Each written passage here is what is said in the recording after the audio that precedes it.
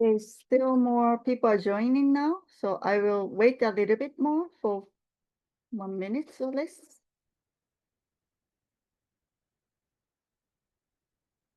So before we start, just a short announcement about the translation. If you want to do, the audio will be English, but if you want to use the subtitle in translation with AI translation, you can go to the bar below, bar in the low. There's a CC. If you click on it, you can choose your language, preferred language. So you can see the AI translation in subtitle. で今、参加者の皆さんがちょうど入ってきているので、その間少し、翻訳についてお知らせをします。日本語ですが。Zoom の下のバーに CC と書いてある字幕を表示というところがあるので、そこは翻訳機能をオンにしていただくと、日本語とあと他の言葉でも見ることができます。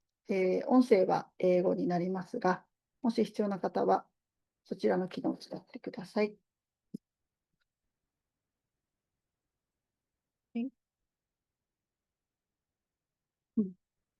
Maybe I slowly start. Still, we're waiting. More people are joining. But, well, good morning and good afternoon and good evening for everyone. Thank you for joining for this iPhone Organic International monthly webinar. Today, we will talk about Japan and its role to sustainable and organic future. My name is Miyoshi. I am an iPhone ambassador and your moderator for next 2 hours. Thank you for joining. So this moment, nearly 100 people, but this webinar, I heard 380 people has registered. So it's very exciting to see the big numbers, and thank you for that. So still some people joining, but I'd like to go on for the introduction. First of all, house rules. Please be aware this webinar is recorded, and this recorded will be posted on the YouTube and also share with iPhone website. So you can rewatch and also you can share with your network, and please do so. Be exciting. And please use Q&A button, which is in the below bar, and they have Q&A button, and you can click and you can send to the questionnaire you want to ask us. Also, we want to answer as questions as possible at the end of the webinar. And so please write clear and simple so we can address the good question and good answer to your question. And also close the caption available. So please watch them, switch them if you need it. If you go to the bar, you can see the caption bar, so you can choose a subtitle, and also if you need a translation, there's a function to that. So please use that if you need it. Let's keep things respectful and constructive. We're all here to learn from each other, and I'm very excited about that. Everybody from all over the world and coming through to the one topic. So thank you for that.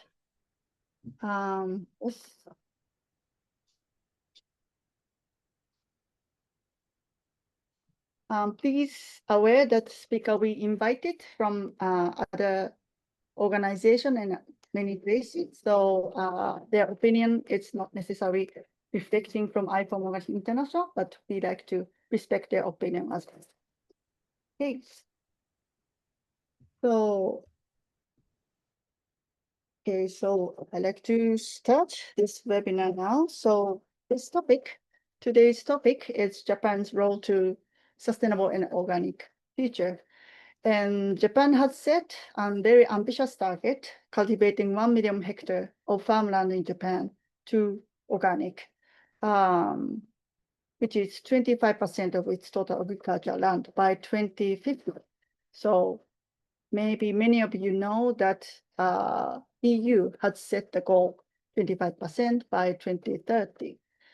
And this is sharing the good practice and good policy, and through this webinar, we like to have some discussion between Izumi-san and Hanna.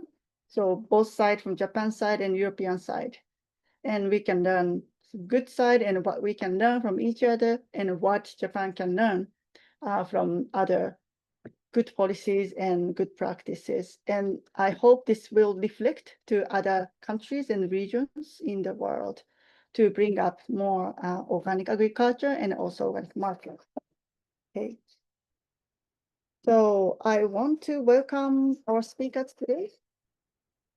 So I will introduce each of you, and each speaker have 3 minutes to introduce themselves.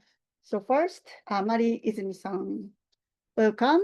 I'm very honored to have you as a speaker. Thank you. Would you please introduce yourself? Okay. Hello, everyone. My name is Mari Izumi. I'm an agriculture economist currently working for the Japan Cooperative Alliance. My research field is agri-environmental policy in both in Japan and Europe. And I also belong to an organic certifying body and have been involved in actual certification work. Compared to Europe, as you know, organic farming in Japan is still not very widespread, and there are many obstacles such as the hot and humid climate like today in Japan.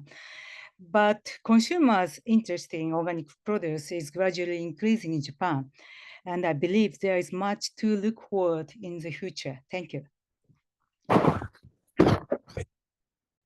Izumi-san. And next speaker is Hanna from Organics Europe. Thank you, Miyoshi. And hello, everyone. My name is Hanna Winkler. I am Policy Associate Manager at IFOM Organics Europe, so the European umbrella organization for organic food and farming, and a regional body of IFOM Organics International.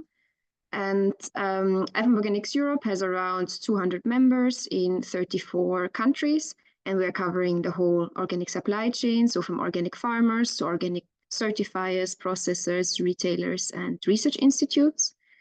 And we are based in Brussels, where most of the EU institutions are located, as we primarily work on EU policies.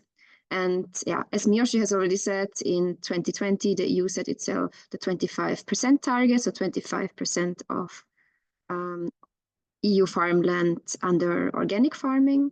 And yeah, it's great to see that this is also an inspiration for other countries. And I'm very curious to see what we can learn from each other to achieve our targets. Great, thank you, Hanna. Yeah, it's good to see the impact. I know from Europe has been working and making good impact, and that's spread not only within the European country, but to other countries, and I hope Japan can do that as well. Okay, the next speaker, Yoko Taniguchi. Yoko-san, thank please you. introduce yourself. Okay, can you hear me?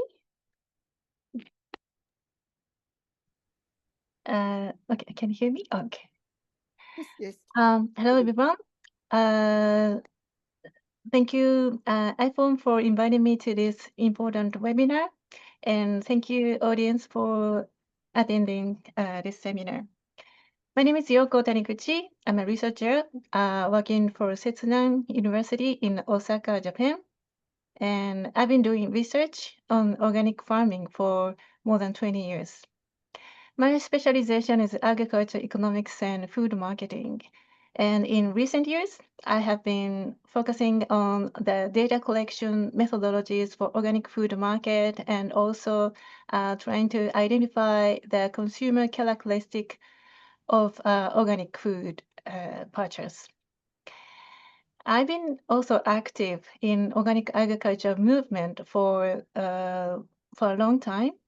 And I've devoted a lot of my time in planning and implementing events and programs to promote organic farming. Later in my presentation, I will show you the trend and the current situation of organic food market in Japan by showing some time series production and consumption data.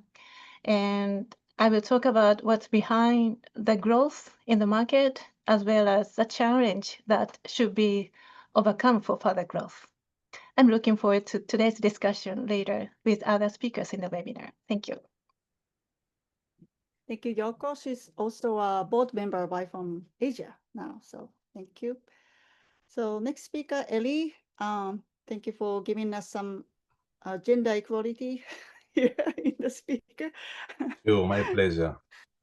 So thank you very much. Hello, everybody. I'm Eliezer Barshap. I'm located in Nihonbashi, Tokyo. I've been here for 20 years. I'm the CEO of A Better Communication. Our company is working on a better communication between countries. And mainly, we are an importer and logistic partner when it comes to sustainable and organic products. We've been importing for 20 years from all around the world, and we understand the differences and the difficulties when it comes to taking one product and moving it across the border to another country. There are many things to consider, and we are here to help. Today, I'm going to discuss a little bit about success stories in Japan from foreign companies and from local ones. So you will have an idea of maybe your product can fit this profile. I'll be here and happy to answer any of your questions if you have any question at the end of the discussion. Thank you very much, and looking forward to talk with you. Thank you. It's be very interesting to hear from your experience in Japan in between, the different culture and different working style, business style, and that'd be wonderful to hear from your experience. And Absolutely. Katharina from BFAC. Good morning, everyone. Also from my side. My name is Katharina Neumann, and I'm Product Manager International for the BioFach World Product Family. And I will tell you a little bit more about BioFach and the BioFach World Shows during this webinar, and I'm very excited to see you all. Thank you very much. Thank you, Katharina. So today I like to moderate for the session, and it goes like this. So individual speaker will give us the 10 minutes presentation and followed by another speakers. And they will ask one question for the former speaker. And we want to have more discussion, but not the long presentation.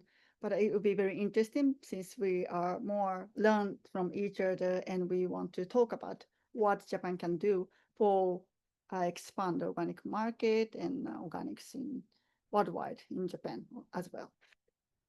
Okay, so I'd like to move to the presentation for each of you. So first, I'd like to ask Izumi-san, Mari, for talking about Japan's policy for the agriculture for long years. I would say Japan has very limited support from the government, but now a lot of things has been changing globally and nationally and locally. And I'd like to hear from you that how Japanese policy is supporting or aiming to and doing. Floor is yours. Okay. Okay, as I'm speaking first, I will give you some overview of Japan's green strategy, which is a very ambitious strategy to make Japan's farming more sustainable. And also I want to introduce the current measures to support organic farming. I hope that my talk will give you some sense of the current state of Japan's organic farming. Next, please.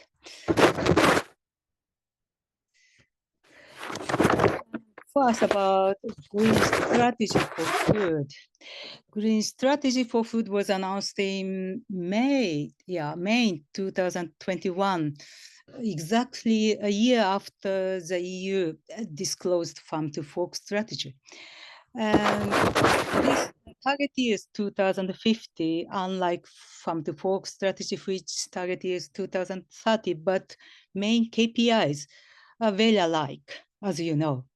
I show you some of them, like to reduce the use of chemical pesticide by 50%, reduce use of chemical fertilizers by 30%. And among them, the target for organic farming is the most ambitious one, I would say. Expand proportion of organic farming area by 25%, which is 1 million hectares in practice. And the reality is in 2017, Japan's organic farmland covered only 23,000 hectares, or 0.7% of all farmland. So the goal is increasing it to 25% by 2050. And how to do that? There are some strategies shown by the government. And I show a bit of that on this on slide. And in 2030, the target is to reach 63,000 hectares. And by 2040, the research institutions will establish some next generation organic farming technology, and then disseminating them widely. And after that, that will become very popular, and the area will shoot up and expand organic farming by 2050 is the idea. So as you know, you've noticed the plan places a very strong emphasis on technological development or new technological development. But at the same time, there will be effort to promote public awareness on organic farming and export promotion. Both will work to create new markets. Next, please. And so what the government is doing to support these, to support Japanese organic farming, to promote organic farming. And I show just the main ones. First one is creation of organic villages, which I'm going to explain in detail next. The next one is to promote to convert to organic farming, which is mainly by subsidies. And the third one is to develop human resource. Actually, this is a very serious problem. We, as Miyoshi-san said at the beginning, Japanese government didn't a lot for organic farming for fairly long years. That means we have no enough human resource, like advisors or researchers. So we need to get them, like making new course for organic education in universities or agriculture schools, or organic farming instructors you must make all of them.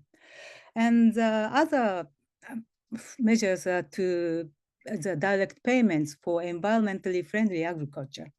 And organic farming is one of the menu for this direct payment, but I would say it's not as ample as European ones. And of course, the most important one is the technological development, because all the plans rely on this technological development. Next slide, please. So I just want to explain the organic village project, which is very unique in Japan. And this is to link production, processing, distribution, and consumption in a town or in the village basis. Actually, this project isn't a new one. There was a project called Organic Model Town, started in 2008, which almost have the same concept. The idea is, since the organic farmers at the moment, they are just in dots, here, there, and they never make a group and all are small. And these farmers have their own technology to do the organic farming. So the idea is, let's make it together and support them all together and make the area as an organic village. So the menus, of course, each village or town makes their own plan how to develop their organic village, but the examples like for producers, like create organic farming complexes. So you gather a lot of farmers who do organic farming and they make as a complex, or develop the joint supply system of compost and other materials. And for processing distribution, of course, they encourage to process products made from local organic produce. And for consumption, sold the local farmers market their own organic produce, and the most popular one is to use the local organic produce in school lunches. And the government is hoping to make that kind of area, villages or town, 200 of them by 2030. And this kind of project will be the, how to say, starting point to expand the organic farming and consumption to all over Japan. Next, please. So this is the end of my explanation, and now I want to pass it to Hanna. Thank you. Thank you, Izumi-san. It was quick but very clear presentation. I want to invite Hanna for a quick Q&A session with Izumi-san. Did you find any similar thing or differences or any question you come out with, Hanna? Yeah, thank you very much for presenting this. Very interesting. I was wondering if you see any impact of setting the 25% target.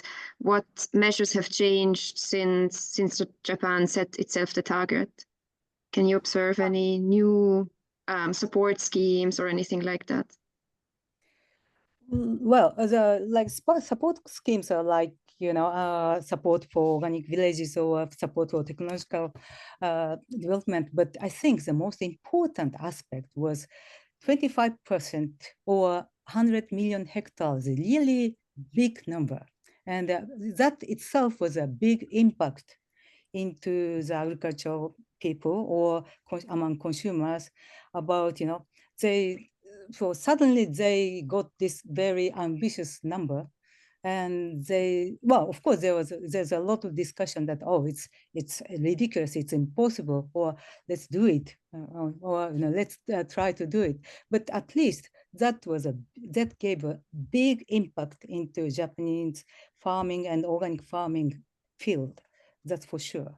Yeah, that's a bit, I mean, we observe something similar in Europe. I would say that the 25% target might be ambitious and it's also an aspirational target, but the message it sends is very important because it sends a clear pathway forward, and it sends a message in the EU to member states, but to consumers alike. So yeah, it gives a clear direction. Yeah, I agree. Yeah. Yeah. And where do you see the biggest challenges for Japan to achieve this target? And what do you have any recommendations to how to overcome them? Yeah, I personally think the most important thing is to create a market, the demand side. If there's a big demand, then you know the supply should supply. I mean, so I think to send a message to consumers and also retailers, the most important thing. So like the movement for school lunches, or now there are a lot of supermarkets sell or have their organic corner. There's a very important message to both consumers and for demand side, I think. Yeah, definitely these two have to go hand in hand. Yeah. And maybe one more question. I mean, I will talk about it now in a second, that we have an EU organic action plan. Do you have something similar in Japan? I think we have that, as I explained, the plan for what to do by 2030, 2040, 2050 is itself is a plan. And also, I think our idea is more, Japan's idea is more to rely on the local basis. So the organic village, each village or town has their own plan, because each are different, because each area has a different environment to promote organic farming and organic consumption. So I think Japan's idea is more rely on the local basis about planning. Okay, very interesting. Thank you. Great, thank you. I'd like to, maybe later we can come back to the discussion how we can raise the demand side, because I personally feel that's the little bit weak point of the strategy, green strategy, for now. Of course, that villages growing and showing how consumer can understand the importance of the sustainable agriculture and also food system. But yeah, maybe we can talk about that. So let's move to, thank you, Izumi-san, and let's move to Hanna. Could you please share your slides? And I think, yeah, thank you very much, Nika, for sharing them. So yeah, I will talk you a bit through the 25% target in the EU and which policies are there to support its achievement. If you can go to the next slide, please. I've already presented IFOM in my introduction, and yeah, that we're trying to bring the voices of organic stakeholders in Europe together. So I think we can skip this and move directly on to a short overview on the situation of organic in the EU, in the European Union. This data is from 2023. But in 2023, we had 17.7 million hectares of organic farmland in the EU. That was a 3.6% growth to the year before, so from 2022 to 2023, and was 10.9%. So around 11% of EU agricultural land is organic. The biggest countries where the most organic farmland is at the moment is Spain with 3 million hectares, followed by France with 2.8, and then Italy with 2.5. And we have around more than 430,000 organic producers in the EU, and also this share is increasing. It's a big market, and the retail sales were 46.5 billion euros in 2023. And per capita, people spent 104 euros on organic products. And yeah, also the market, of course, like Germany is the biggest market with more than 16 billion euros, followed by France and then Italy. And yeah, we have some countries like Estonia or the Netherlands where we've seen quite a big market growth as well, with around 13%. If you can go to the next slide, please. I just wanted to present you shortly the EU political context related to organic. So, I mean, you all know that we had national organic regulations and national support schemes, and that in 1991 we had the first EU organic regulation, and that also then came with EU support and subsidy schemes and for organic. We had the first EU Organic Action Plan in 2004. Then revisions of the EU Organic Regulation, the second EU Organic Action Plan in 2014. And then in 2019, we had European elections, we had a new European Commission, and we had the European Green Deal.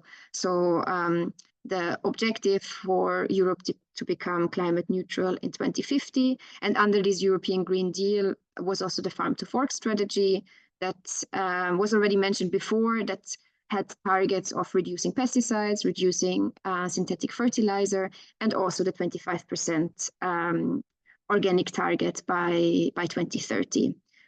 We had an EU Organic Action Plan that followed after this. I will talk about this a bit in more detail in a moment. And yeah, and we had quite some environmental legislation coming up in this period. The wind has changed a bit with the EU elections last year in 2024. Environmental priorities are lower than in the mandates before. And yeah, so it's a bit of a more challenging context that we are operating in. And earlier this year, we had the vision for agriculture and food, so basically the future vision for the next couple of years and decades. And organic has been recognized quite well in this vision. So it's recognized for its environmental benefits, and also says that farmers that provide these ecosystem services should be remunerated for providing them. If you could go to the next slide, please. Yeah, so let's look a bit closer at what's in the Organic Action Plan that was presented in 2021. There it says organic should be the model to follow. So that's already quite promising. The objectives of the Organic Action Plan are to, of course, increase the share of organic farming and land under organic agriculture in the European Union, but also to expand the accessibility to organic food and help the EU member states to stimulate both supply but also demand for organic products. And the Organic Action Plan also asks member states, like all of the EU member states, to develop their own national strategy and their own national organic action plan that has clear milestones, actions, and national objectives. And what's also important is to increase the share of research and innovation funding for organic, so to have really research projects focusing on organic. Downside of it is that there was no specific budget allocated to it, so to achieve the objectives of the Organic Action Plan. Many of the actions were left up to EU countries to enforce them, and they didn't remain at EU level and competency. And some of the actions that were announced in the action plan are still not implemented. So, for example, when it comes to public procurement, but also implemented through cost accounting. So there is still room to achieve the objectives that were set in the Organic Action Plan. If you can move to the next slide, please. So where are we with the 25% target? We are involved in a research project called Organic Targets for EU that looked at that very closely. And you can see at the graph how the organic area in the EU has developed since 2000. And it actually has doubled every decade. And as I already mentioned, it's around 11% in 2023, so 18 million hectares. You see in the graph like different pathways, either a linear one or an exponential growth. And the target is achievable, but a bit later than 2030. As it seems, as we have the current growth. But as we already talked just before, is that we still see that, the target was very, very important as an indicator of where policy should go and which direction we should go towards too. And also in our case, in the EU, to hold member states accountable. So then the European Commission can ask member states in their plans to foster the growth of organic. So it was a very important signal and also a recognition of the benefits of organic to set these targets. So that's very important as well. If you can move to the next slide, please.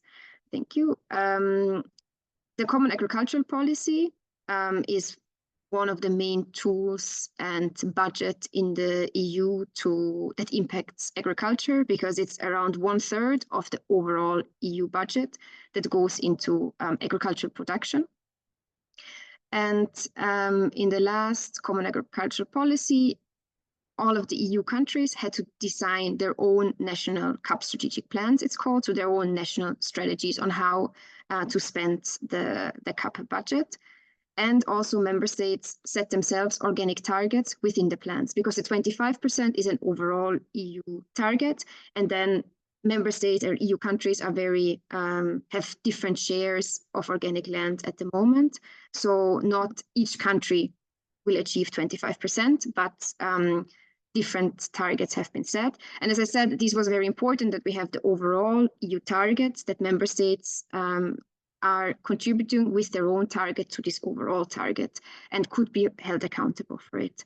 Just a short overview of how the European organic movement thinks that the future Common Agricultural Policy should look like, that it contributes to the systemic transformation of farmland. So basically, our vision is that there is a socio-economic budget for all farmers that need it. And on top of that, there is environmental funding. And there are 3 different stages.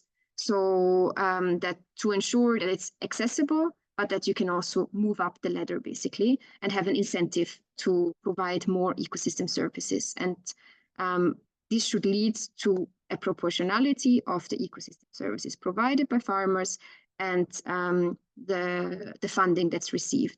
And organic, as it's the only legally regulated sustainable farming system, should be on top of these three levels. If you can go to the next slide, please. So let's look now on how it looks like on the demand and consumption side and not only on the production side. If you can move to the next slide, please.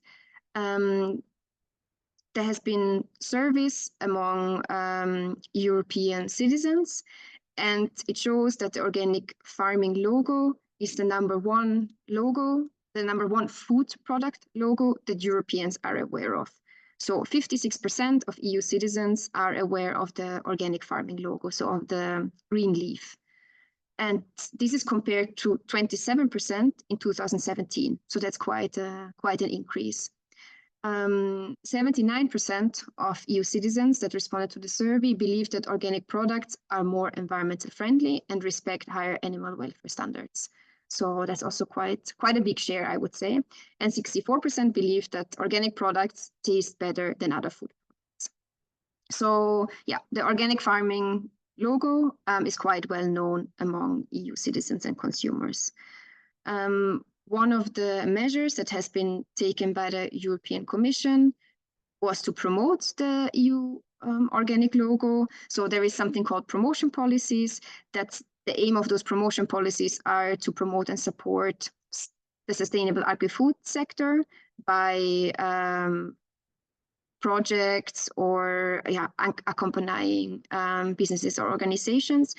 And we managed to have a dedicated budget for organic within this envelope of promotion policies. So in 2025, a budget of 28.8 million is allocated to programs just for the organic and sustainable sector. So and then basically organizations from one or several EU countries can apply for projects there and get some financial support for promotion campaigns. If you can move to the next slide. Thank you. With the Organic Action Plan, also the EU Organic Day was created and set up. It takes place every year on the 23rd of September, and it aims to have initiatives and events around organic and increase the visibility of organic. And also on the same day, the EU Organic Awards are distributed. So there are awards for several different categories, and farmers, businesses, but also regions. There's also the best organic city, the best bio district can apply for it. And then there is an award ceremony in Brussels on the 23rd of September to hand over the awards with to the winners of the awards. So that was also that's also a very nice campaign to increase the visibility and award the efforts that organic stakeholders are doing. If you can move to the next slide, please. On the demand side, it's not only individual citizens and consumers, but also EU countries have a great purchasing power and are market actors. And around 14% of the budget of EU countries goes to goods and services for the public sector. So that's quite a substantial amount. And but at the moment, only 9.5% of these public contracts are green and sustainable. So there's also it's a big lever to ensure the public food procurement is sustainable, and organic can be a lever to achieve sustainability in public food procurement. And that's why we are advocating for minimum criteria in public food procurement and we ask for 20% of organic in public food procurement. At the moment, there are just some voluntary guidelines, and there's a revision of the public procurement legislation. But yeah, that's really, public food procurement is really an important lever to have stable and predictable demand and uptake of organic products. So that's why we believe it's a very important piece of the puzzle. We can move to the next slide, please. The research project that I mentioned that we are involved in analyzed the production and market side, and it showed that the retail structures in EU countries are very different. So if it goes through specialized shops, or if organic products are more sold in regular supermarket, that's really different in all countries. But what is important is to continue raising consumer awareness of the benefits of organic, and also work on the range of products and that are available.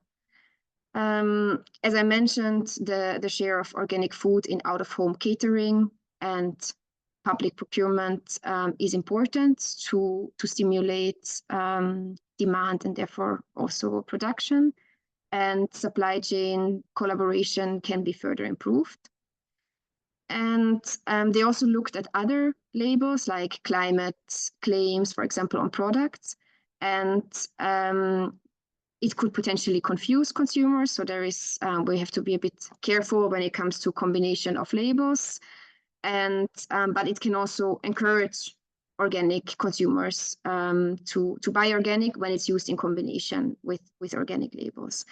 When it comes to knowledge and innovation, also advisory services are very different across the EU. And there are some measures to improve organic advisory service and support, but there is still quite some room for improvement. In terms of policies, ambition is crucial. So we really need policies that stimulate transformative change and not just small steps of improvement.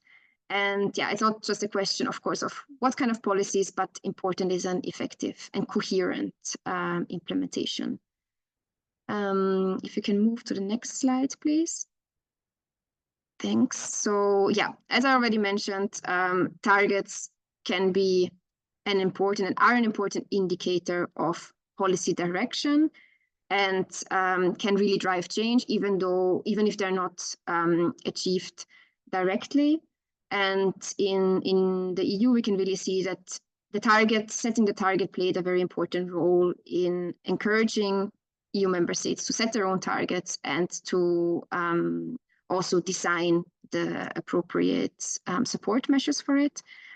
It's not just one policy that's needed, but we really need a diverse mix of policies and other initiatives that better recognize the environmental and health benefits of organic, but also organic policies have to be better integrated in other environmental, food, and nutrition policies. So it's really this coherent policy mix that is needed to support the development of organic.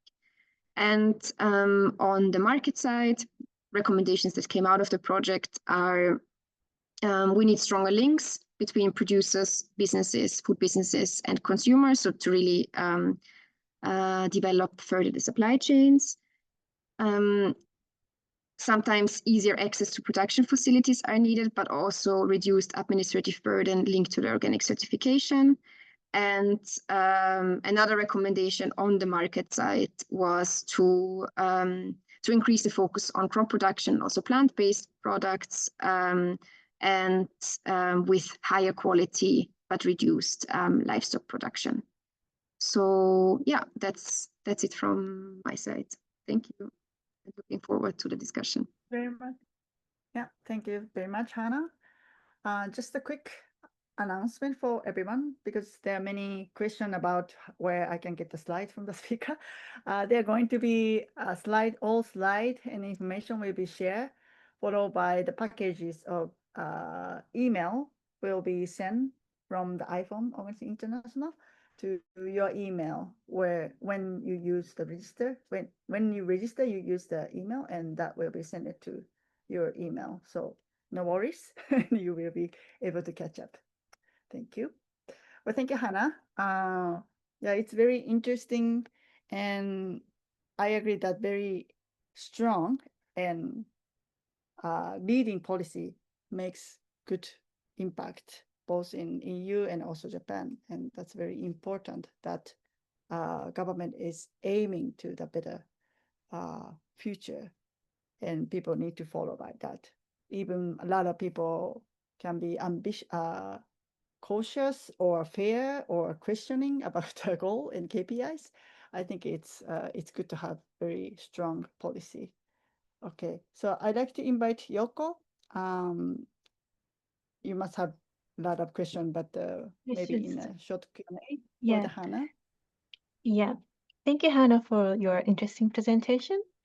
I would like to ask what you would recommend for Japanese government or the Japanese organic food industry to adapt the policies that are employed by EU government or EU organic community.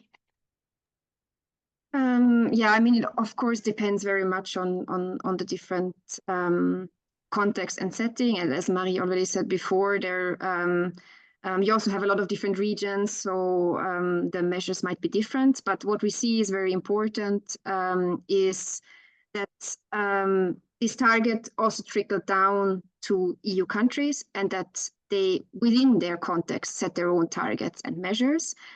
And it's important not only to have payments for conversion, but also for maintenance of organic, because these farmers are continuing to contribute to ecosystem services, and it's still in the interest of public policy to support the maintenance of organic.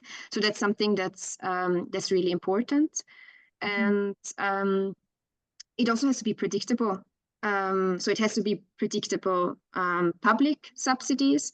But of course, I mean, as we talked before, it's not only the production side, but it's also the demand side. So it's crucial that the development of the demand side goes hand in hand with the development of the production.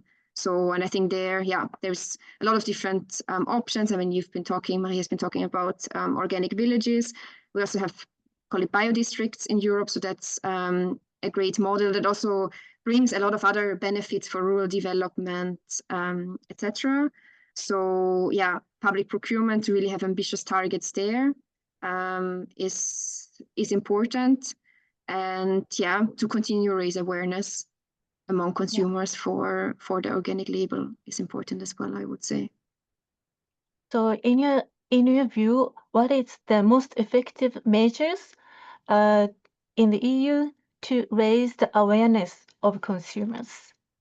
Which promotional activities has been effective in changing the mind of consumers? It's a bit difficult to say, because I would say that also happens a lot on local, regional, or national level, and consumers in different EU countries might also have different priorities.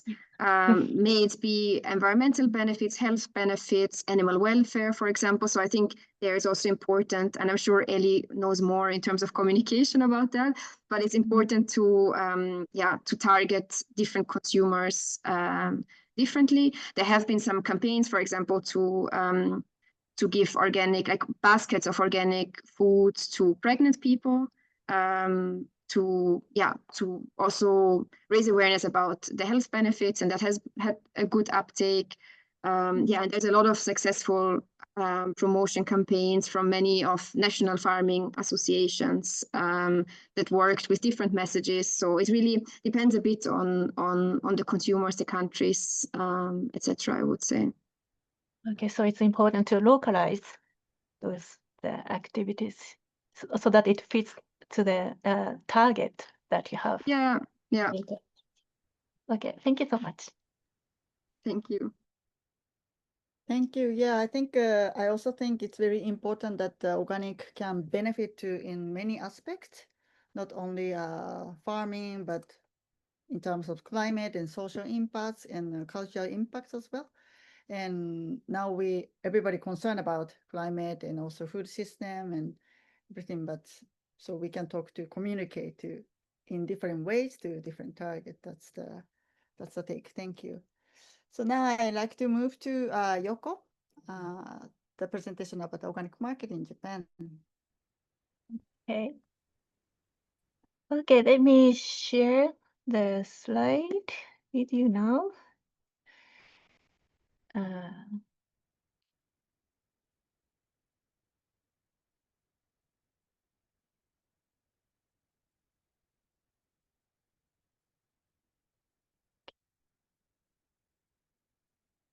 Okay. Thank you, Miyoshi. In my presentation, I will talk about the trend and the current situation of organic food market in Japan. As Dr. Mary Izumi said, the Japanese government introduced a Middle East strategy, which set ambitious target to raise the share of organic in total agriculture area up to 25% by 2050 from the current 0.7%. However, to significantly expand the production volume, we need to vastly expand the demand as well, so that all organic produce can be sold as organic at fair prices. So in this presentation, I will focus on the demand side of the organic farming, and I will show the trend and the current situation with the government data as well as the data I collected in the past studies. Okay.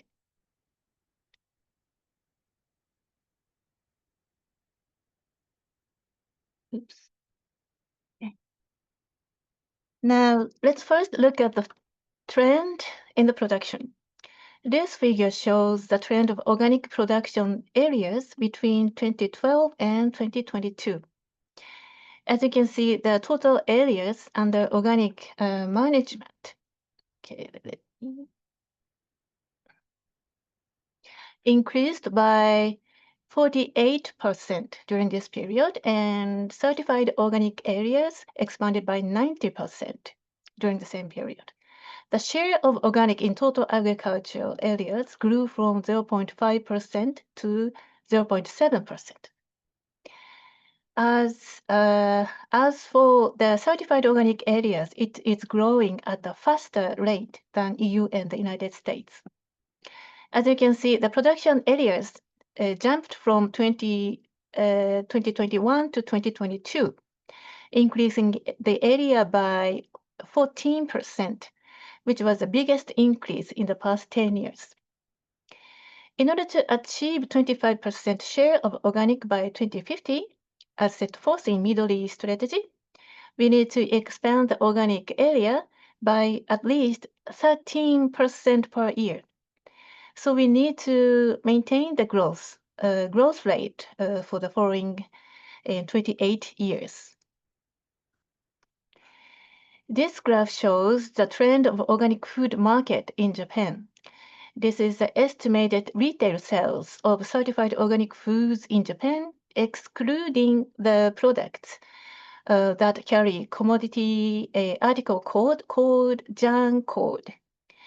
Many fresh vegetables and grains don't carry JAN code, so more than half the sales of organic products are not included in this data, but the data reflects the sales of the most organic processed products. As you can see, the market did not show a steady growth until the year 2019, the year before pandemic, and it started to grow rapidly since 2020. Most of these growths are thought to have been brought by the increased demand caused by the COVID-19 pandemic. These are the estimate of organic retail sales, including foods that don't carry JAN code. So these estimates reflect the sales of fresh vegetables and grains as well. The blue bar is the estimate made made by our research team, and the orange bar is the official estimate done by the Ministry of Agriculture. As you can see, between the year 2018 and 2022, the Japanese organic food market grew by at least 21% with an annual growth rate of 4.9%. So the market is growing, but at a moderate rate compared to countries like China, where the market is said to be growing at 9.3% per year. So even though Japan is the fourth largest economy in the world, our organic market is very small compared to many Western countries. Figure 1 shows the top 10 countries with the largest organic food retail sales for the year 2023. And as you can see, the Japanese market here has much smaller value compared to these countries. Figure 23 more clearly shows how little organic foods are chosen in the Japanese food market. The share of organic food in total food retail sales are much less than 1%, and the Japanese, on average, spend only 11 euros per year on organic foods, which is less than the 1/10 of the level in most countries listed here. So this disparity in organic market development between Japan and Western countries is a long-standing issue. We have long thought we are disprivileged because we have such a hot and humid summer, and our farms are so small and dispersed. But now that organic farming in many other Asian countries growing very rapidly, so we cannot complain about the difference in natural endowment anymore. Anyway, although gradually the market is growing. So now let's take a look at for what type of products the demand is growing. If we break down the market data by category, we see some interesting trends. Firstly, the Japanese consumers are massively expanding their consumption on non-traditional staples such as bread, cereals, macaroni, and spaghetti, which we perceive as staples in Western-style food. Traditional Japanese organic consumers are earnest followers of healthy Japanese food.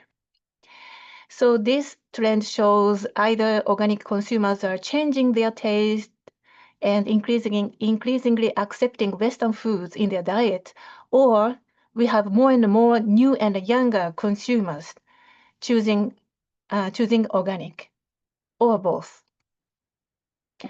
Secondly, by the fact that the confectionery are another growth driver of organic food market, we can assume that more and more consumers are buying organic not only to stay healthy, but also to feel less guilty.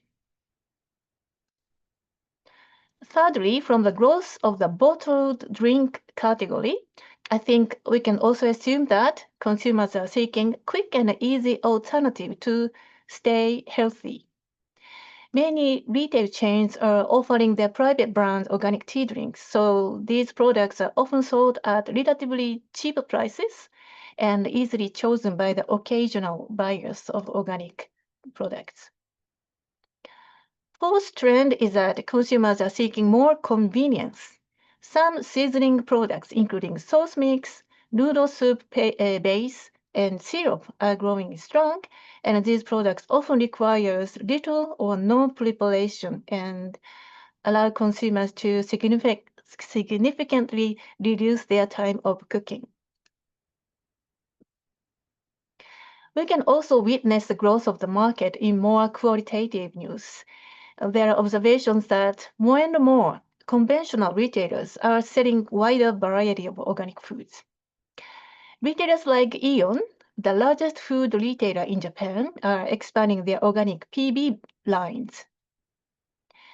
And there are new openings of specialized stores like Bioral and Biosebon and Kodawaria and so forth. And several startups that launch EC platform that connect farmers and consumers are gaining popularity too. Last but not least, since the COVID-19 pandemic, membership of existing food delivery services are increasing rapidly, and sales continue to grow. And there are growth of demand led by the government and municipalities policies. The number of municipalities that promote the use of organic ingredients in their school lunch programs are on the rise. Under the Middle East strategy, many municipalities that declare to be organic village are using national subsidies to introduce organic school lunch programs without increasing the lunch fees collected from the parents. Out of 124 organic villages, 112 are introducing or at least planning to introduce organic ingredients in their school lunch programs. Even though Japanese organic food market is growing at a faster rate than ever in the past few years, the market is still small, and the ambitious government target requires the market to grow even at a faster rate. And there are following challenges and unsolved problems for the further growth of the organic market. Firstly, Japanese consumers are very price sensitive. Even though Japan is a wealthy country, Japanese consumers in general are very demanding in terms of price and also in terms of quality of the products. Secondly, logistics for organic produce are very inefficient. Many organic farms are small and located in wide geographic area, so the cost of transportation is very high, raising the retail prices. Thirdly, lowering the value of Japanese yen is raising the prices of imported foods. Since imported products and ingredients consist large part of Japanese organic food market, this is likely to affect consumers' perception on organic food prices in general. Fourthly, many municipalities are using the subsidies from the national government to finance organic school lunch programs, and they may terminate the program after the third year when the subsidy expires. And that's all for my presentation, and I hope we will find a good way to overcome some of these challenges, and I hope that we can learn experience in Europe. Thank you for your attention. Thank you very much, Yoko-san. I think it was very interesting for many of the participants. The numbers and insight, very detailed about the organic market in Japan. Ellie, I'd like to invite Ellie and question for Yoko. Sure. You know, it's Dr. Yoko, yes. I would like to ask you, I understand that the government is trying to help more and more. What do you think is the most important thing the government is doing these days to help the local farmers or the importers of organic products? The government has been supporting municipalities, so that they can declare to be organic village, and they provide more subsidies to these organic villages, right? And those organic villages, they can use those subsidies in many kind of supporting policies. So I don't really grasp the whole picture because it's so diverse and it depends on the areas. So, and I haven't evaluated which have been effective most. But as Hanna said, the organic promoting policies has been adapted to how do I say they're designed so that the policy can best serve the interest of the local farmers and local consumers. Yeah, All right. and So more Japanese localized help, right? Yeah, the same thing. Yeah. All right. Thank you very much, Doctor. Thank you very much. You're welcome. Thank you. I like the idea that in EU they celebrate the best city organic city and do some event and award, and that might catch the consumers' attention, or some people can proud and promote them the activity. That's those kind of happy promotion would be interesting. I like to adapt to Japan as well. Yes. Okay, thank It's you. a good idea. Paul. Yeah. So I'd like to hear from Ellie, your experience in Japan and how the differences and all that.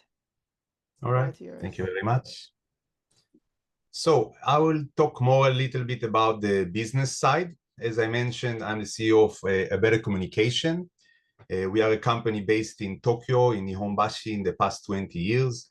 We are supporting companies, bringing their products to Japan, supporting the communications between foreign companies and local companies, also for export, but mainly for import. We are an official partner of JOCA, Japanese Organic Cosmetic Association, to help foreign companies to register and to have the organic registration of Japanese association. And we are also supporting BioFach Japan in order to bring the products to the exhibition in Japan, but you will hear more about the BioFach later on. So when we talk about Japan and foreign companies that succeeded in Japan, there are a few notable companies that I would like to mention here. For example, Nero, it's an Italian food manufacturer. It's a famous brand in Italy. And in Japan, even though they got to Japan in the 1990s, but actually they start succeeding just before the corona, as Yoko showed. The explosion in the market started around 2019. And the same for this company. They start getting really a lot of sales. They reached to the level of about 8.4% of their segment, or the entire segment of Japanese market was from foreign companies. Just shows how much the opportunity and the chance for foreign companies. Of course, it took them some time. And the important point here, they found a local partner to help them with the regulation, with everything in consider to the business side. But slowly they grew and they got to about $22 million in sales, which is great in Japan. So this is a really wonderful an example. Another example that I would like to mention is Biosebon, that Yoko-san also mentioned. Biosebon is originally from France. It's a French supermarket for organic foods. And it was accepted in Japan with a local partner, of course. This time it was the same, the Eon, which is also the owner of the 7-Eleven. It's a really huge company, but they joined the Biosebon and they opened the supermarket here in Japan. Right now there are 27 Biosebon markets in Japan, and the prices are more expensive, but still people are buying. That's why they get more and more shops. By the way, Biosebon was closed in Europe due to demand, I guess, but in Japan it flourishes very nicely. Another interesting brand is Alright from Taiwan. It's a beauty brand that was succeeded to get some traction in Japan, and it shows the caring that people are caring for their face and their inner take of food to be organic. They understand the importance of the health part of the organic foods and other products. There is also a local company, Kanekapur Natu Organic Yogurt. And the reason I mention it, it's a Japanese company, but the yogurt is not originally a Japanese product. So the yogurt came from Europe, and Japanese took it and made it a little bit more to the Japanese taste.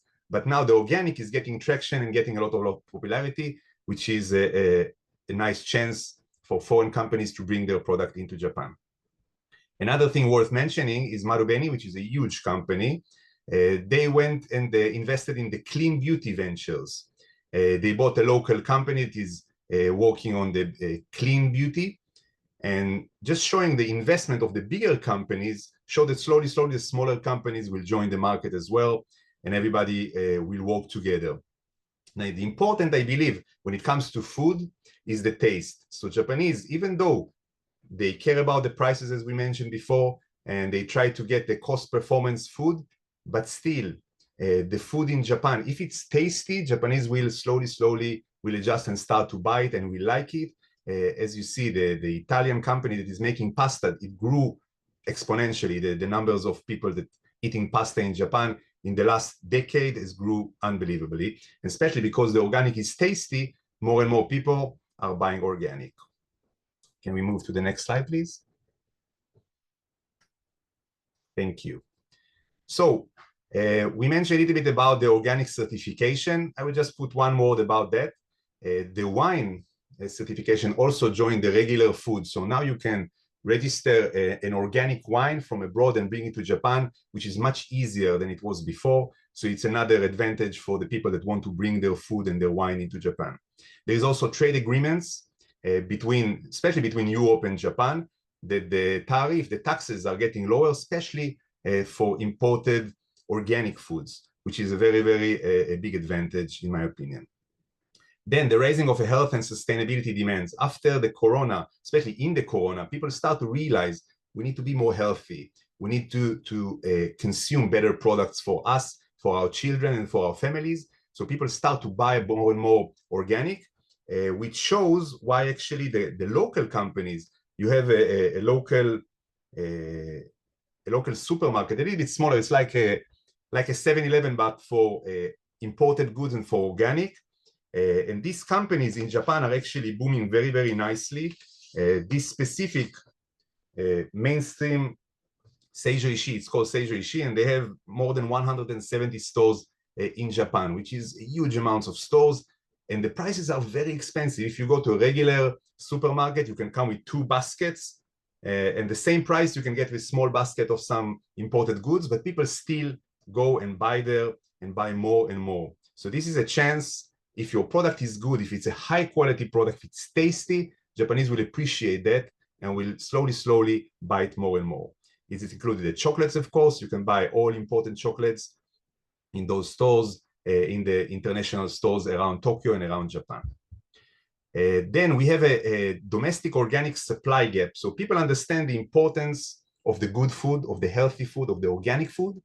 But then the suppliers in Japan are still trying and working very hard to get to the amount of the needed supply, but they are not there yet.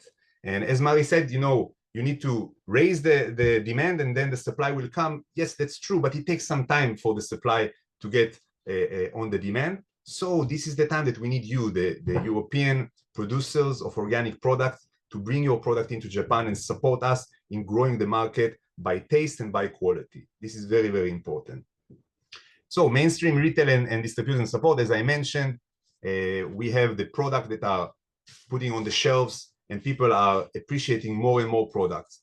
We have been importing a product from around the world when it comes to food, to drinks, to chocolate, to coffee, and we brought cosmetics from around the world, the registered cosmetics that are fully organic or just certificated organic. There are various kinds, but people understand more and more.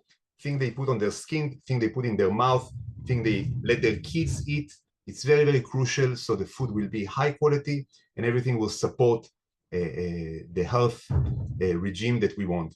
Now, another thing in Japan that I want to mention is the Japanese people are easy to follow when they have rules that make sense. So if you make the rules that are comfortable and people can follow it easily, people will follow much faster than other countries. I give you an example. For example, if you go to the trash compartment in the buildings, there are so many different trashes, and sometimes the different trashes that can be plastic and paper and some other ones, sometimes they will be burned in the same place. But for Japanese, it doesn't matter because the rules are put this here, and this there, so they follow the rules. And this is a beautiful thing, because if the government will slowly create the right rules for the organic market, the people will start to follow.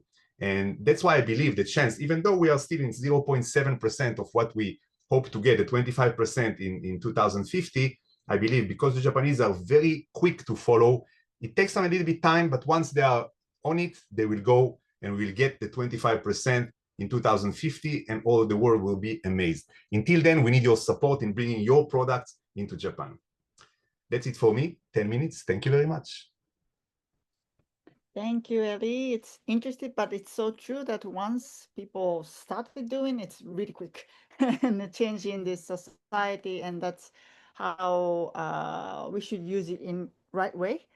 We should do forward the good thing, right? So that's right. Thank you. Very interesting but helpful insight from your experience. And Katharina, I'd like to invite you. And so BioFar Japan is coming back last year after a while, and maybe you can talk about the BioFar Japan and opportunities.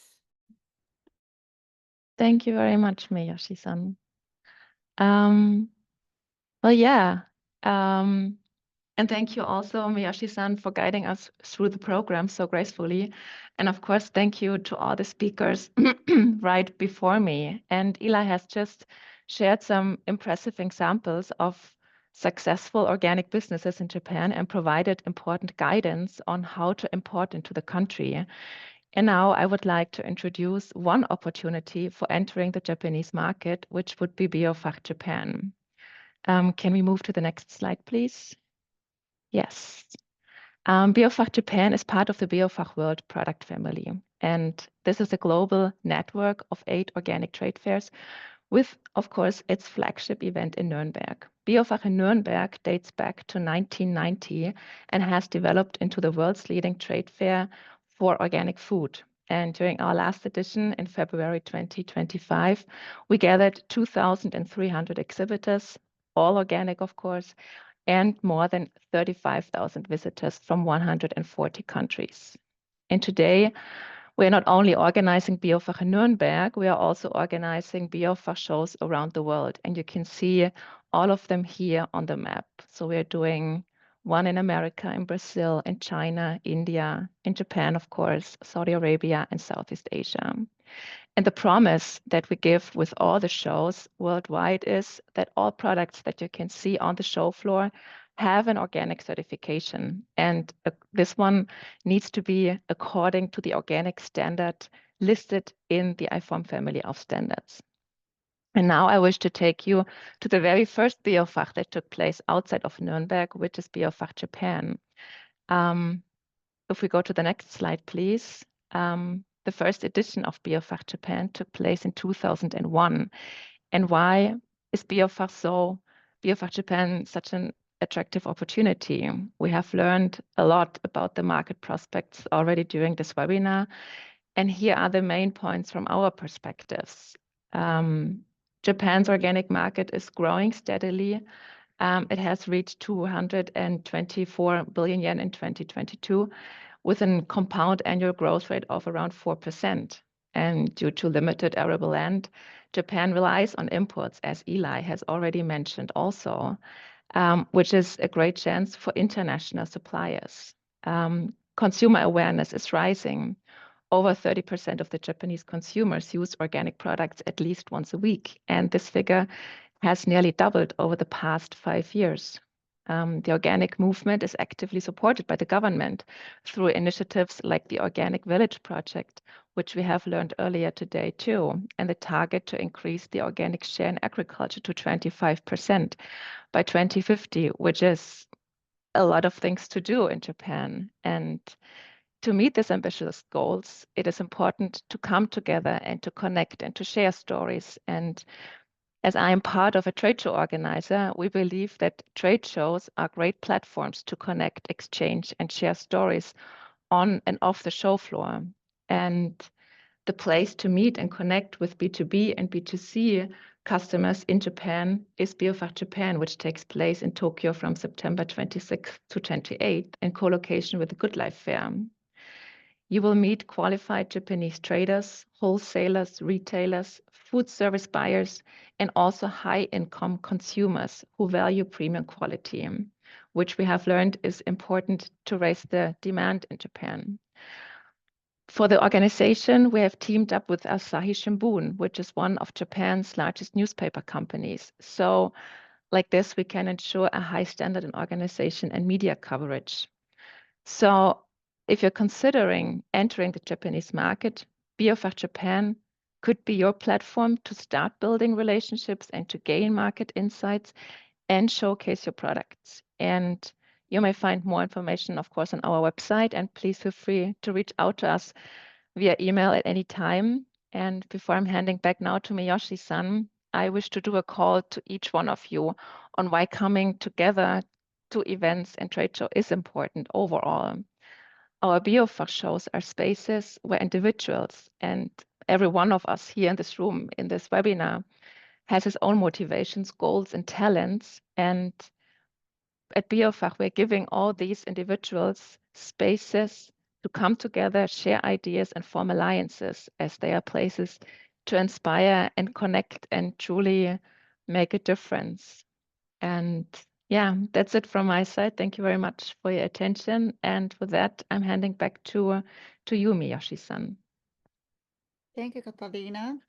Yes, it's really exciting, and I believe Japan, Biofach Japan was the first after Nuremberg before, or it spread to all over the world. So happy to That's see right, yeah. now. Yeah, Biofach is ongoing in Japan again. Okay, And at so that I'd like time, to. actually, Japan. Oh, sorry. No, go ahead. And at that time, actually, the Japanese organic market was the third largest market worldwide in 2001. Yeah. Exactly, that's right. But the world market as a whole is growing so rapidly and stably. So that's a good sign. All right. So I'd like to go to the discussion among all speakers. Everybody, thank you for your slide and presentation. And I'd like to have discussion before I go into the Q&A from the participants. I'd like to have some question in between speakers. If you have any question to other speakers, just you can speak up, unmute yourself, and you can speak up if you have any. It was very interesting, but do you have any question to other speakers?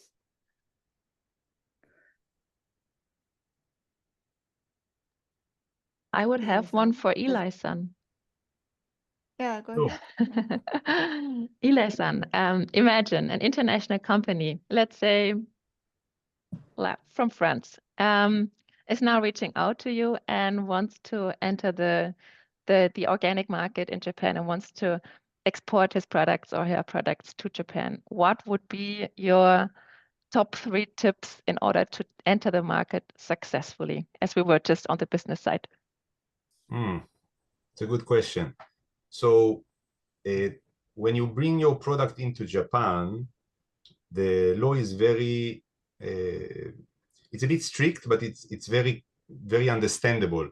So what you need to do is first and foremost, prepare all the paperwork, and the paperwork needs to be very orderly fashion. Now we are taking the paperwork and we translate it to Japanese, but the original need to be on point, meaning if the product is your product, your company name needs to be there, not another company that did the test for you or something like that. Everything need to be, the line of connection need to be very, very strict and very clear.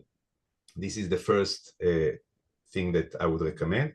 The second is to understand how you would like to serve the product in Japan. What do I mean by that?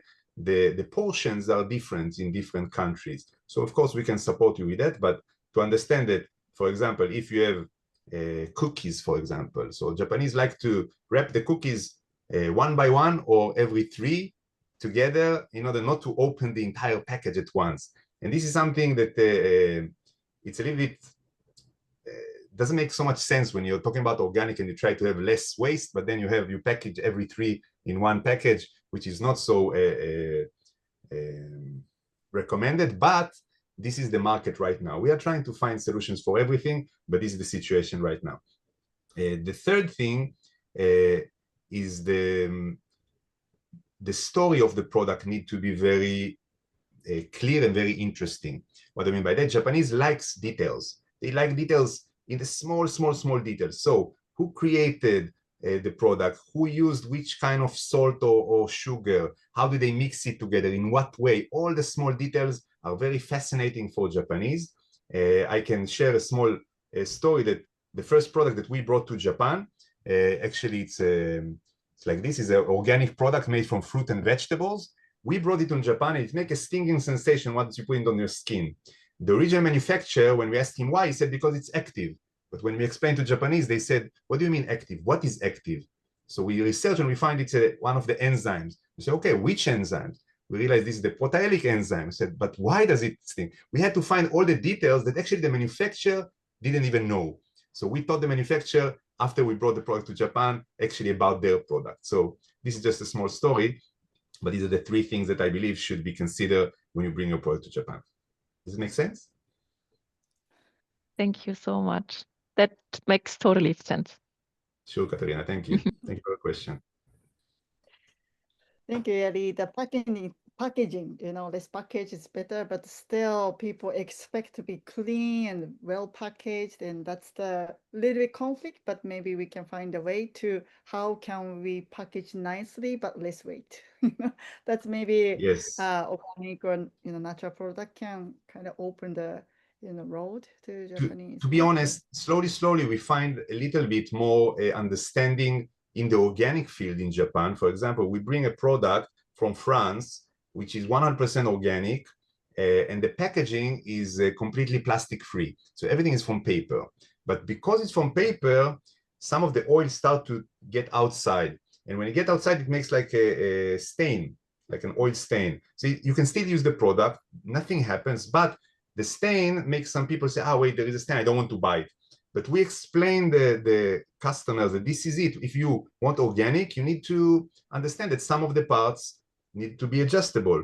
And now the customer understands, and up to a certain level, it's acceptable. Still, if it's too much stains, they're not accepted, but they accept it more. By the way, we develop a new kind of packaging worldwide. It's a new worldwide, just in order to supply the Japanese market. And I believe afterwards, it will be sold outside of Japan as well.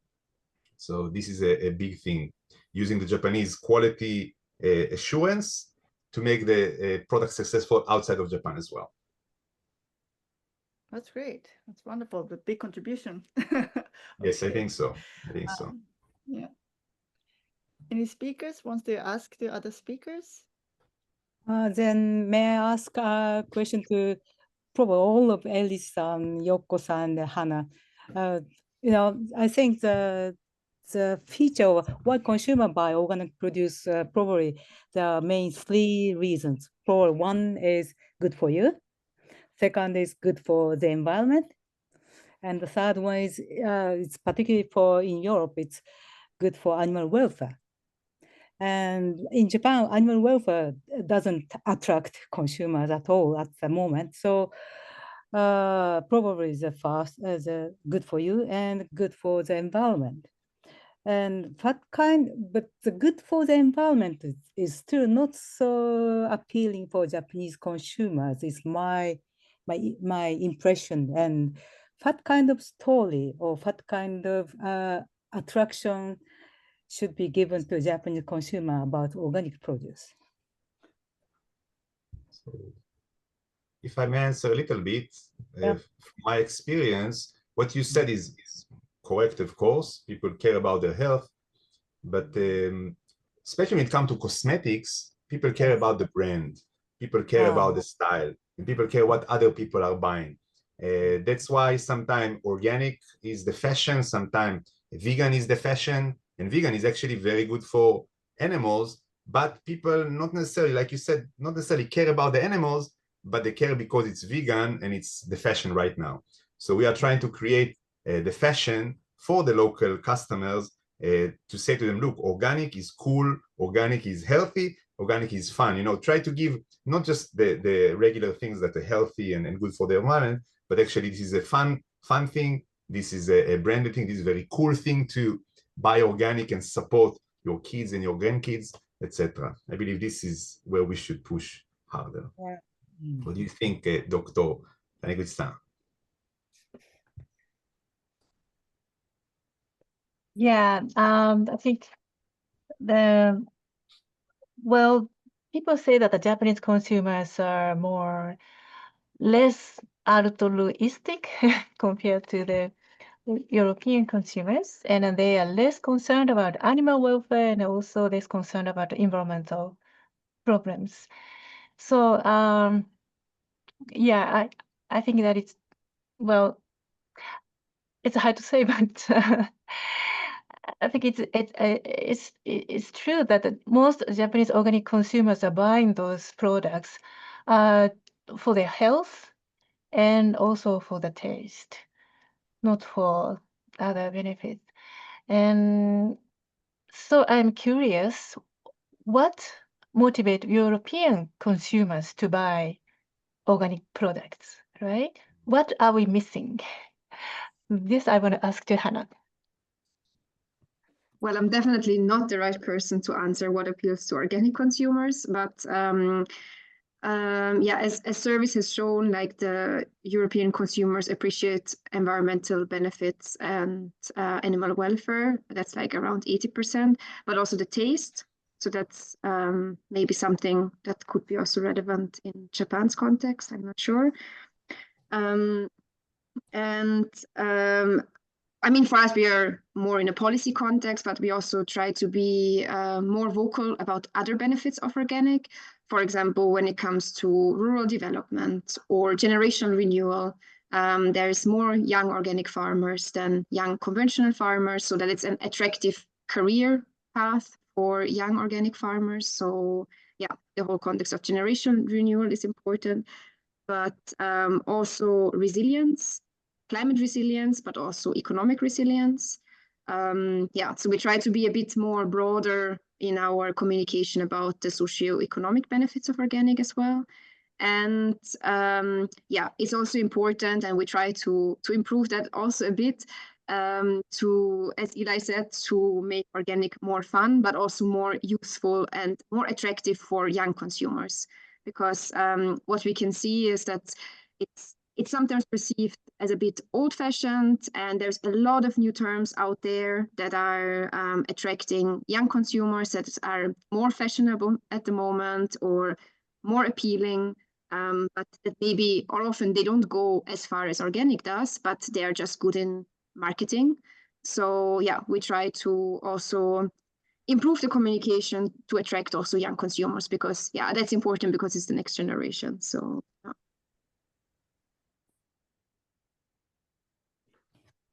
Great, thank you, Hannah, and all of you.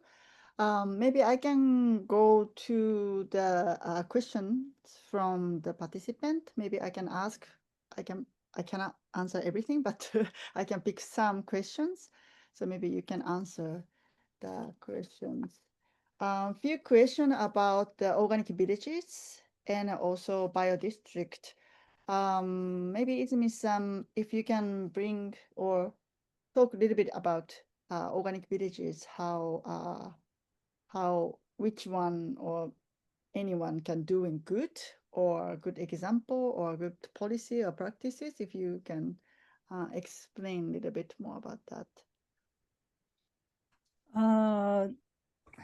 Yeah, well, I know some several good examples or successful cases for organic villages, but usually these places has started the organic farming well before the government started to support. And so now they use organic village program to just to develop their previous previous organic marketing or organic farming into the bigger stage is a success case. But I always think the big issue is whether the local government and related people are really keen on that and really think serious on to use organic farming to develop their own farming or own rural areas. And if the local government or probably local cooperatives serious on that, then the case will be successful, because then the local government can support both school lunches, farmings, processing, and their small, how to say, small factories, food industries in their areas altogether, and combine them all together. So I think the most important is who's leading, and particularly the local government role is most important. Maybe one question from me that, so for the organic villages, they have subsidy from the national government and for 3 years. And as you said, you introduced that in 2008, there was the organic model town.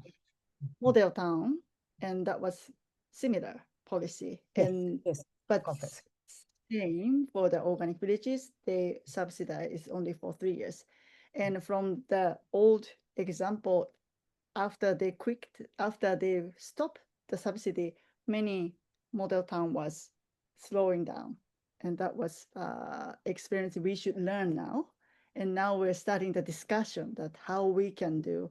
And as you said, some local cities, local governments are trying to bring up some money, the budgeting by their own budget, but not everybody is doing so. So do you have any thought about that, around that? What would be the good choice, or what should... So the organic model town, there were probably, I don't know, 100? Taniguchi-san, probably it was around 100, I think, in total. Villages, towns try to be. And some were actually continued their effort to end connect into the next project as organic villages. Some couldn't continue and just, quit it. But at that time, the push from the government was not so strong. At least the government didn't have the target of 25% at that time. So the situation is a bit different. And the 25% impact is on various areas for consumers, processors, and farmers. So that's the difference. But I agree with you that there should be some, how to say, look back the previous project seriously, and what was wrong and what was right should be well discussed before organic villages project, which I don't know whether it was seriously done or not. Thank you.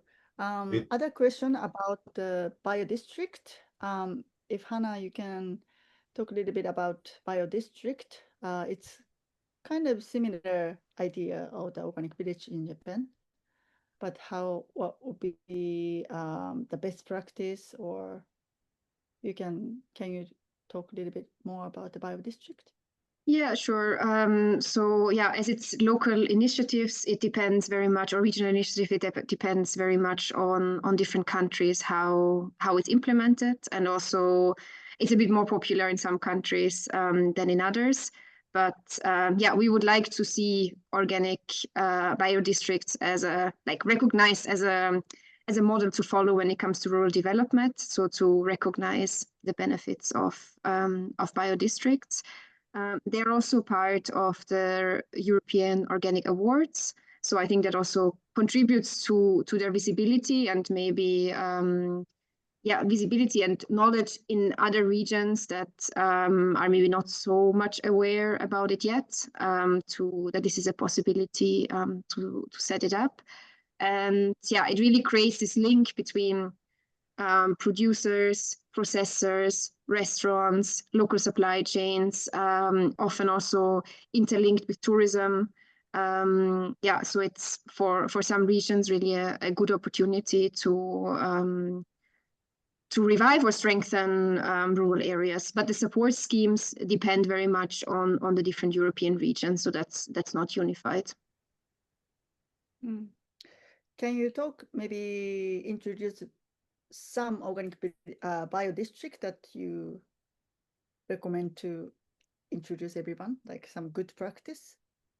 Can you think of? I don't want to like single out a few, but but there is the first one in Italy, Cilento. That's definitely interesting to look at because it's the first bio district. And and then as I said, there is a couple that won the organic awards, but not only won the organic awards, but also the finalists of the organic awards are public. So I recommend to look at that list and get some inspiration there, because they're all great initiatives. So yeah, I heard, I've been working with the GAOD and ALGOA, which is Asian local governments for organic agriculture, and they had a network together with the bio district, and those examples and the mayors are very active and get together with many, like more than 20 local governments. That's, I think it's really wonderful. Yeah, thank you. The question about budget for the for the national budget, I think EU has an EU budget and each country is different.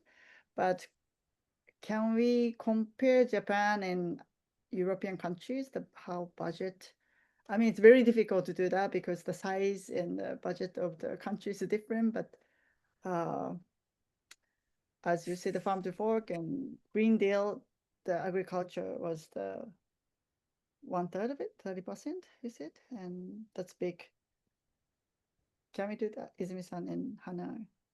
Wow, I think that's difficult because some people know that Japanese budget system is more like to give some amount, kind of give you some money to the prefecture level as a agriculture budget, and how to use it is really you're up to you.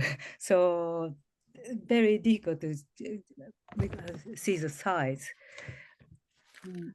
I just simply calculated the Midori strategy budget last year. That's 550 oku, so 55 billion yen, which is 55 billion yen is 3 billion euro.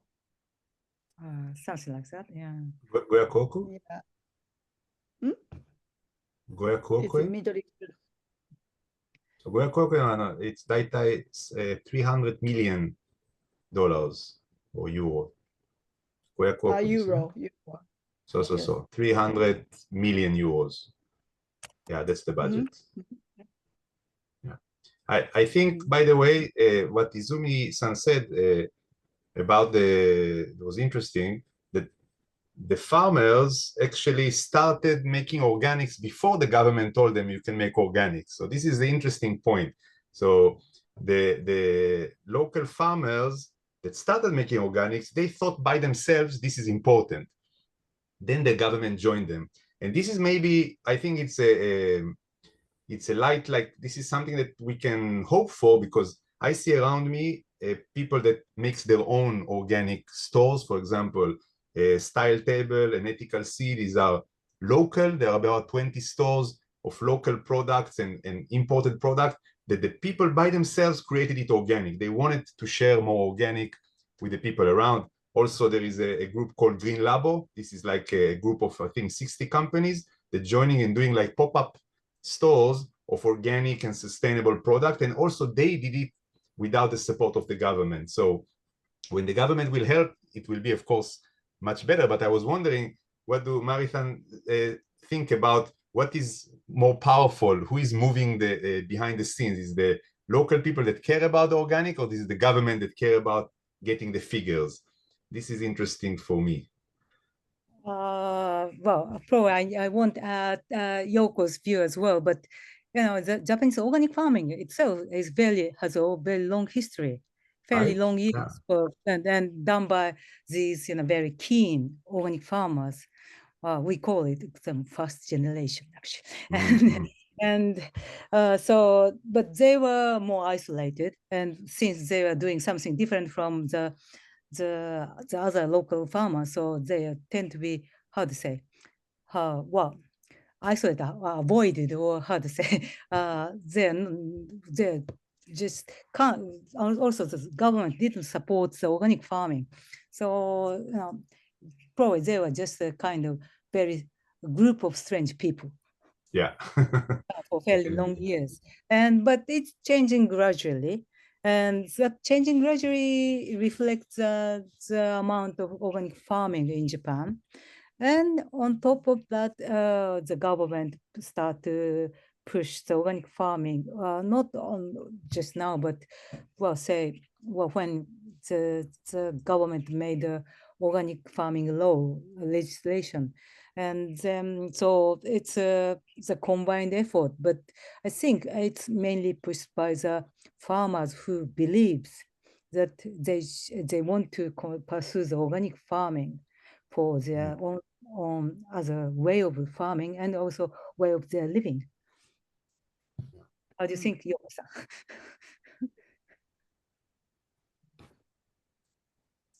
Yes, I also hear stories from the farmers in some places. In some places,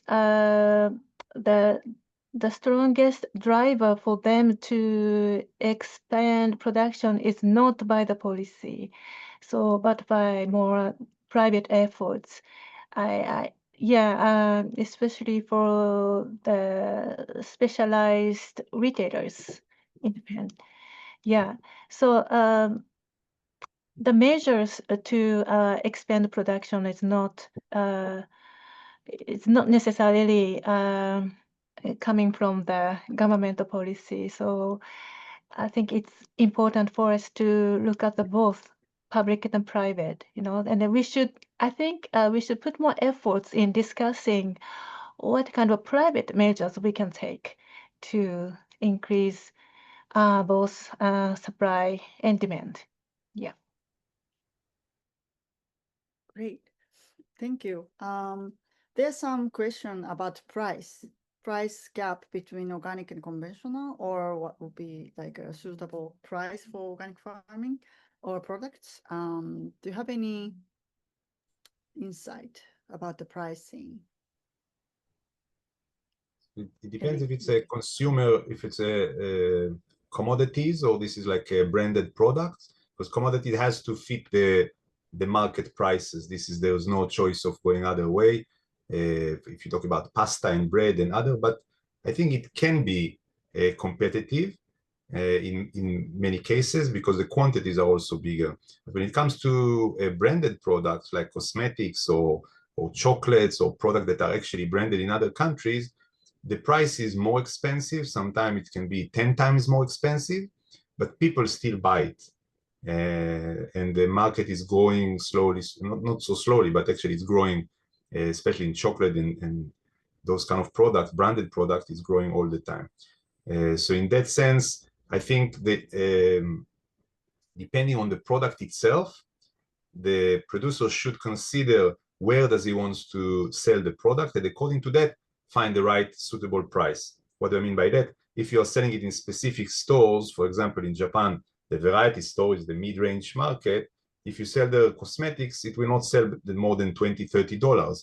And if you have a product that will be priced at $80, you will not be able to sell there. You need to sell it in aesthetic salons, in hair salons, or places like that. Same for food.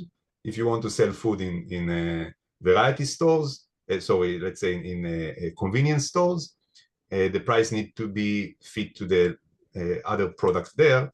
But if you are willing to go, let's say, the more premium stores, you can go into the Seijo Ishii stores or international markets and other places, or sell online.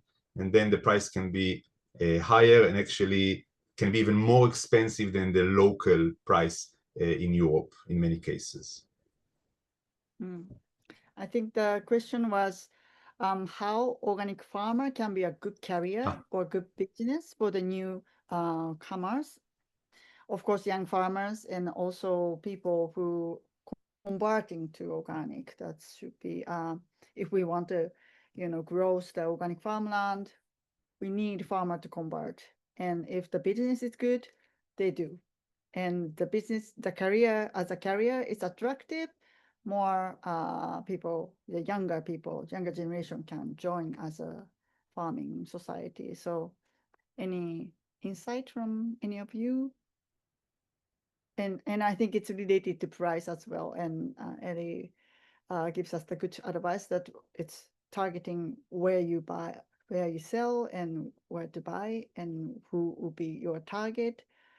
But I think as a career, in terms of how attractive, maybe Yoko, you have any? Yes, I'm not sure if I can give good advice, but I can share some information about the price. Unfortunately, we don't have the official price data for organic produce since the year, I think sometime from 2016 or so. But I have once calculated the average price premiums for organic fresh products sold at the retail stores in Japan. And it was something like 60%, around 60%. The organic produce were by 60% more expensive than conventional products. That are the vegetables sold at the retail, big retail stores. But prices varies dependent on where to sell and how to sell and if you are certified or not. So it's really hard to say. So it's really up to the farmer's choice, actually. I mean, as to the price level, how they want to sell, at what prices they want to sell, and then their decision will be different. Yeah. As for the processed products, some of the imported organic processed products are even cheaper than conventional products. So it's really depends on the products. Yeah. Thank you. And maybe also the relationship between the farmers, sellers to buyers. Sometimes it's also challenging because the short distance market is open, but it's still challenging. People kind of struggle to sell in local area only because not many consumers there yet. So they have to kind of sell to like a big market, which is Tokyo or other area. But that time, the quantity and amount of organic products is too small. So the transportation cost would be much more than conventional. Then it's adding to the final product, final price. And that kind of things is happening. And but more and more people buy not only organic, but our agricultural product directly. That is little bit by little changing. And anybody else, what would you think of that supply of the product, supply of the food, which is the link to the food system? Can we change, or can organic lead to change? That would be better for producers and processors, and any idea?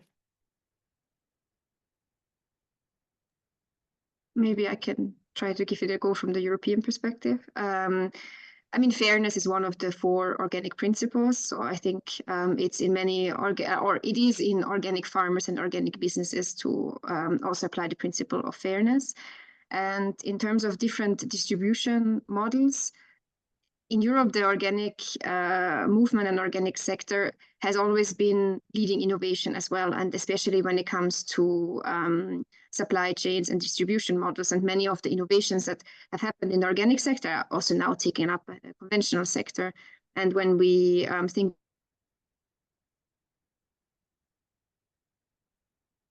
baskets and those kind of models, they've pioneered within the organic sector and are now also used more broadly. So I think there's a lot of different options and inspiration to draw upon, but of course depends on the context.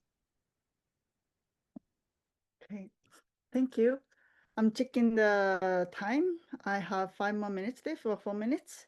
So still, I have a lot of Q&A and questions, but we will answer slowly to you, and following by this webinar, we try to answer your question.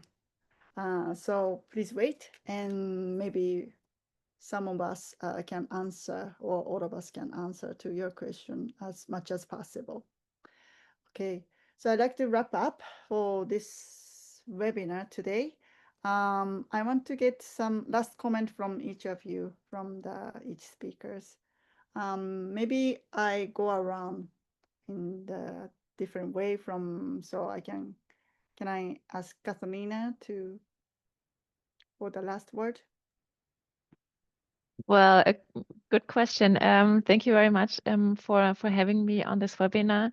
It was super insightful with all the different details, and I'm really excited to be a part of the organic journey overall, and I'm looking forward to see any of you at BioFach Japan. Thank you. We'll be waiting for you to come back to Japan. Okay. Yoko Taniguchi sensei, the last word for all of us. Yeah, thank you for having me in this webinar. And well, the challenge of expanding the organic production by up to 25% and following increase of demand, I think it's very challenging for Japan, and so it's quite difficult to find solutions. But I think with this information and insights that I gained in this webinar, I will keep on thinking, and hopefully in the future I will come up with better solutions. Thank you so much. Thank you. And Ellie. Thank you for your time today, for listening and staying until the last moment. I believe organic is important for us, for our children, for our grandchildren. And something that I learned today when Marie talked about the villages, the beautiful thing is that it comes actually from the people. The original Japanese farmers actually did organic food. So if we just go and try to based on tradition a little bit, I think we can use the people's power to move things forward, and then the government will join us later on. So we'll surely get our desire to get by 2015 to get to 25% of the production. Thank you very much. Thank you. Hanna? Yeah, thank you very much for having me here today, and for every one of you who joined this webinar. Yeah, it's very inspirational to see that other countries are setting, in that case, Japan is setting the 25% target. And even though if it doesn't come without challenges, I think, as I said, the policy direction is there. It's important to send this signal, and it's an important recognition of what organic can deliver. And yeah, I'm confident that together and in collaboration, we will come up with a lot of creative ideas to achieve this target and make it happen. Thank you. Thank you, Hanna. And Izumi-san, please. Please unmute. Sorry. Thank you very much for letting me to join this webinar, which was very fruitful, and I learned a lot, not only from all of these speakers, but also from a lot of questions you gave to us, and I was reading all of them, and it was so inspiring.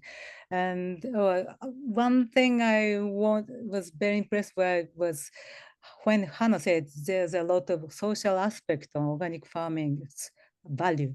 And also in Japan, a lot of young people want to start their farming with organically. So it's a bright future for them. So I think we shall find the way to support them and let them to develop in Japan. Thank you very much. Thank you, everybody. Thank you for all speakers. It was really honor, and I'm very happy to have you all here. And thank you very much for the great insight and information. Today we talked about policy and market, so we didn't really go into the farming and other things, but although it's important, but I think it was really clear message and very good discussion today. As we informed at the beginning, this was recorded and it's going to be shared with YouTube and iPhone website. So, and also the last webinars are there. So please go and check, and you can check the other webinars which is recorded. And I believe another webinar is going, so keep in touch. And the old slides and other information will be directly send it to your email. So, well, thank you so much, and stay tuned, and please subscribe our newsletters and SNS for the iFarm Organics International. We will answer to your question as much as possible. I know there are a lot of questions, and thank you very much for everybody who put in your time and question. And I hope we can answer to questions as much as possible. I hope I will see you all in another webinars. And thank you very much for the speakers. Thank you so much. And today it's over, and see you and have a good night, have a good day, have a good morning. See you, everybody. ありがとうございました。See you. See Thank you. you. Thank you very much.